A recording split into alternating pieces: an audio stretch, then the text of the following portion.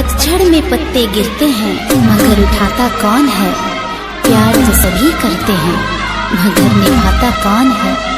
क्या तुम निभा पाओगे? आज नहीं तो कल मेरे प्यार में अखबार होगा। पत्थर का दिल कभी तो मोमियार होगा। तुम्हारी नजरें ढूंढेंगी मुझे उस दिन, कल जब मेरा जनाजा तैयार होगा।